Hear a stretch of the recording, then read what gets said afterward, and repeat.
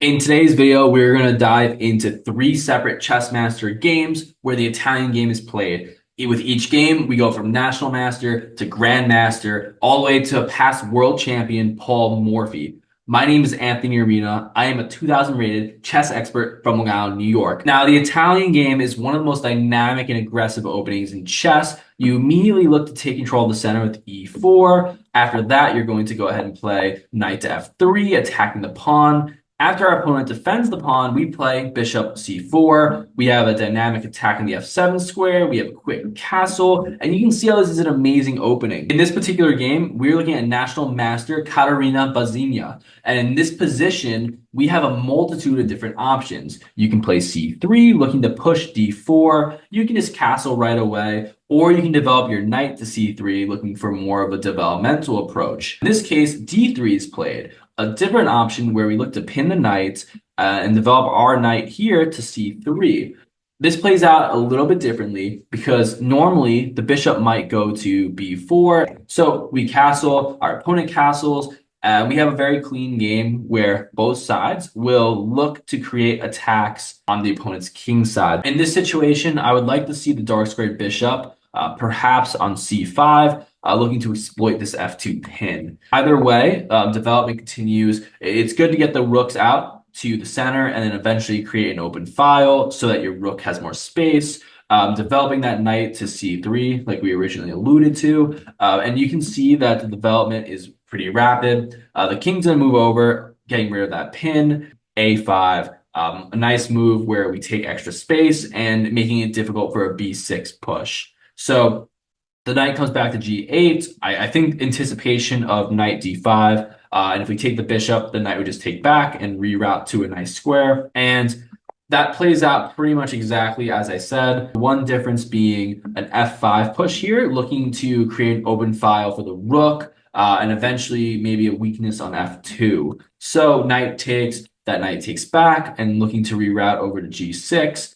But because the knight is here on e7, the queen and bishop, which was taken, no longer defend g5, and this knight is extremely aggressive. You do have to be careful because the knight would actually have a fork on the queen and the king, and the rook would be lost. So you have to at least defend f7. Our opponent is going to play d5, and queen to h5. So in my opinion, it was probably better to actually lose the exchange here. You have a maiden one threat where you have to play h6 to defend. And once you do play h6, we can take the pawn attacking this knight. Knight takes back, and knight f7. The rook is going to take because it's either the rook or the queen. And this situation, after some reshuffling of the pieces, knight is going to fork our two rooks, but it's actually already too late. Bishop h6 takes. The rooks are now defending one another. And after pawn takes, you have this devastating check threat. The king's movement is extremely limited. And after rook takes, you're threatening rook takes on e7. This position is completely over. Now we move over to one of my favorite grandmasters, Denali Dubov, and we end up in an all too familiar position, eyeing down the f7 square. Now, what I want you to notice is, even though this is a grandmaster and we just watched a national master, they still play pretty much identical setups. It's not the opening you play, it's how you play it. And right away, we see h6, which in my opinion is a much classier move because you're preventing the knight and bishop from achieving g5. So we go ahead and play h3 as well, preventing the knight and eventually the bishop from hitting those squares too. Cool. So d6, and you're seeing a very traditional push as well. This idea is very prevalent in the Italian game. You take space on the queen side and you attack the king side. Eventually, this bishop can retreat to a2 now, and you can use it for this pin once the opponent castles, which is an idea we actually saw in the last game too. g4, and this is really the first big distinction between the grandmaster and the national master. Instead of castling and playing conventional chess, Denali Dubov says, I am going to hit g5, I'm going to put my rook on g1, and I'm going to attack your king side and really make use of this bishop pin. And we're just going to hit that push after g1. And the knight move makes a lot of sense here because now you can't play g5, but by moving the rook over, you now can. And after knight to g5, bishop takes back. and h4. You can take here, sure, but there are consequences. And as Damali Duvall really proves here, bishop takes does not work because of g5. G5 is a great move, and it doesn't look as good as it is. But after pawn takes, knight takes, pawn takes, queen h5. And believe it or not, this game is already over. There's nothing you can do to defend queen h6, maiden one. Our opponent is going to resign here. You might think to yourself, well, okay, but g6 and you're okay. But really, I see two ideas. The better move, bishop takes e6, pawn takes, checkmate, game over, beautiful sacrifice. And you really take advantage of your opponent for activity. But even something like rook takes on g6, pawn takes, bishop takes is enticing as well. It's not as quick, and as you can see, your opponent can kind of weasel around, but this is still completely over for his opponent. Now, this is the game we've all been waiting for, and this is probably one of the most famous games of all time, the Opera Game by Paul Morphy. It's a little bit different because after the e4, e5, and knight f3, our opponent plays a little bit of a different opening, right? And normally the Italian game would be bishop c4, but before playing bishop c4, Morphy is going to attack the center. His idea is pretty simple here. He wants to break this open and he wants to get his bishop out to c4, almost like a delayed Italian game. So bishop on g4 is going to pin to the knight.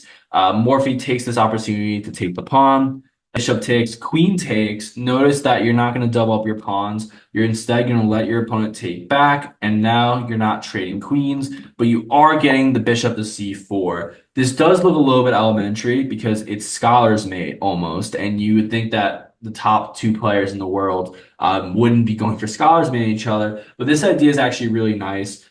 After knight to f6, you are expecting that he will find this.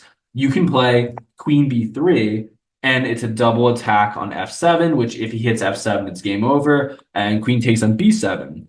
The brilliance of Morphy here is profound because after queen to e7, the best move on the board is queen takes on b7. And this looks amazing because you think, well, I won the rook.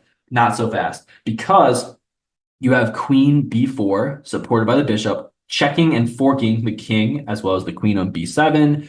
And even though Morphy's winning and this is the best move, Morphy disagrees with the engine and he says, I want to continue my initiative. He's going to block the check. You can't force that trade anymore. And after c6, he has an idea.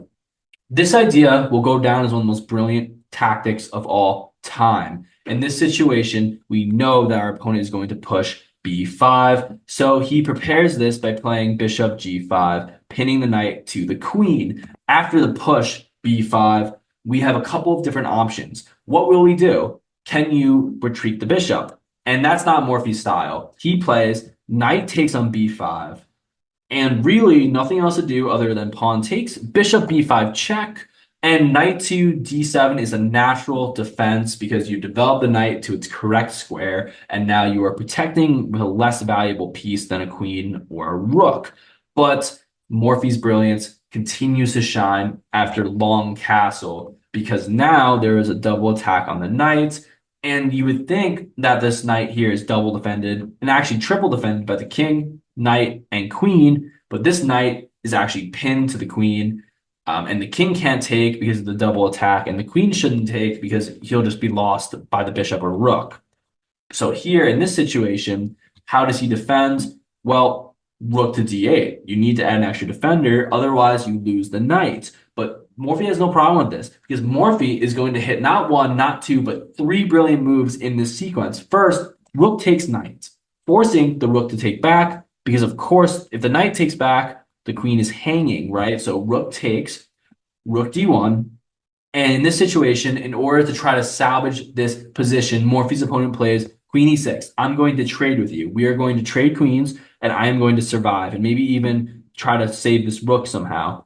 But Paul Morphy is one of the greatest chess players of all time. And what he finds here is absolutely disgusting. Bishop takes rook, knight takes back.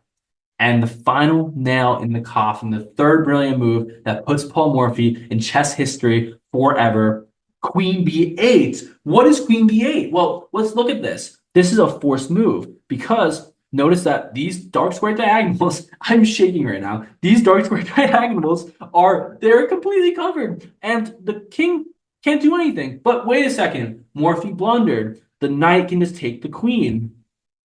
No, no, no.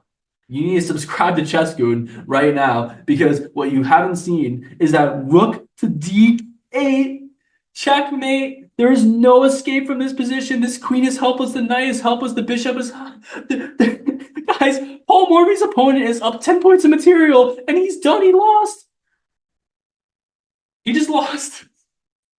Oh my God. Listen, guys, the Italian game is amazing. You should definitely play it. If you want to learn how to defend these openings, these videos might help too. Definitely subscribe if you like the video or don't. I love you anyway. I love chess.